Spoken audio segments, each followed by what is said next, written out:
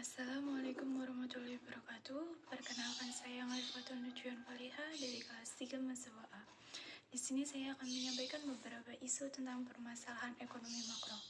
Sebelumnya, akan saya terangkan terlebih dahulu apa itu ekonomi makro. Ekonomi makro menurut Sadono Sukiro. Ekonomi makro menurut Sadono Sukiro adalah sebuah cabang ilmu ekonomi pelajari tentang kegiatan utama perekonomian secara komprehensif atau menyeluruh, di mana menyangkut semua permasalahan ekonomi.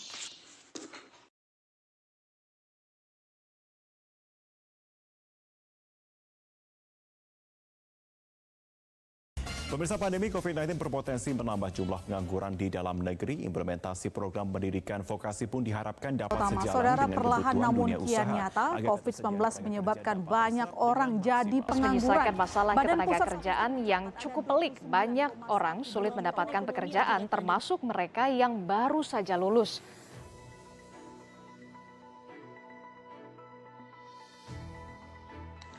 Sejak adanya pandemi COVID-19, diperkirakan terjadi kenaikan terhadap tingkat pengangguran. Seorang ekonom memperkirakan pada Agustus 2021 tingkat pengangguran akan naik ke kisaran 7,35%. Menurutnya, tahun ini tingkat pengangguran lebih tinggi dari setahun yang lalu, yang hanya berkisar 7,07%. Tingkat kemiskinan pada September 2021 tercatat mengalami penurunan dibandingkan bulan Maret. Hal ini diiringi dengan jumlah penduduk miskin di pedesaan yang turut menunjukkan perbaikan. Presiden Joko Widodo telah menargetkan untuk memberantas tuntas angka kemiskinan ekstrim pada 2024, di mana tingkat kemiskinan berkisar 6-7% dan kemiskinan ekstrim 0-1%. Masih ada 24,7 juta jiwa yang harus dientaskan dari kemiskinan. Karena itu dalam ratas hari ini saya ingin menekankan beberapa hal. Yang pertama, untuk bekerja lebih fokus lagi untuk menyasar penduduk yang sangat miskin. Karena itu data tentang siapa dan di mana warga kita ini harus betul-betul akurat sehingga program bisa disasarkan tepat kepada kelompok sasaran yang kita inginkan.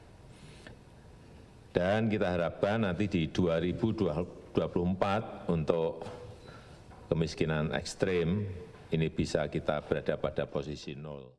Defisit anggaran melebar ke 5,82% terhadap produk domestik bruto di tahun 2021. Ini meningkat dibandingkan dengan proyeksi di awal semester, yaitu 5,7% di APBN 2021.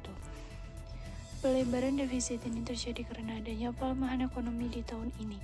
Outlook terbaru dari perekonomian 2021 tahun ini dipatok hanya bisa tumbuh sampai 4,5%. Di dalam sidang kabinet pagi hari ini, Bapak Presiden telah memutuskan kita akan memperlebar defisit menjadi 5,2% dari PDB. Jadi lebih tinggi lagi dari desain awal yang sudah disepakati dan ada catatan dari DPR, lebih tinggi dari 4,7%. 1 dari 5 orang pada angkatan kerja muda menganggur pada 2020, di mana data berkata bahwa 20,8% angkatan kerja muda laki-laki menganggur, dan 19,9% angkatan kerja muda perempuan menganggur di 2020.